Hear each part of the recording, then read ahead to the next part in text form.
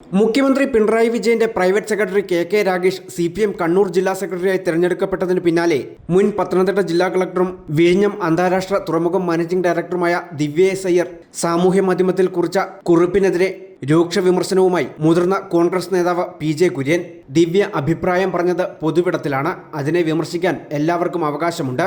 ദിവ്യ S അയ്യർക്ക് publicity മാനിയയാണ്. വിമർശകരോട് ധാർഷ്ട്യത്തിന്റെ ഭാഷയാണ് അവർക്കുള്ളത്.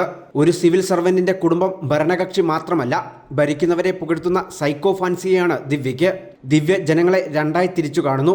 സ്വന്തം നേട്ടങ്ങൾക്കായി ഭരണകക്ഷിയെ പുകഴ്ത്തുന്നുവെന്നും ദിവ്യ നന്മ കാണുന്നതെല്ലാം ഭരണകക്ഷിയിലുള്ളവർക്ക് മാത്രമാണെന്നും PJ കുര്യൻ പറഞ്ഞു.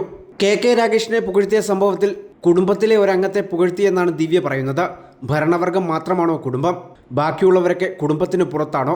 വികലമായ കാഴ്ചപ്പാടാണ് ഇതെന്നും PJ കുര്യൻ കൂട്ടിച്ചേർത്തു. ഒരു സർക്കാർ മാറി മറ്റൊരു സർക്കാർ വരും, അപ്പോഴും ജോലി ചെയ്യേണ്ടതാണ് ദിവ്യ എസ് അയ്യരെ പോലുള്ളവരെന്നും PJ കുര്യൻ ഓർമ്മിപ്പിച്ചു. News bureau, Pathanamthitta.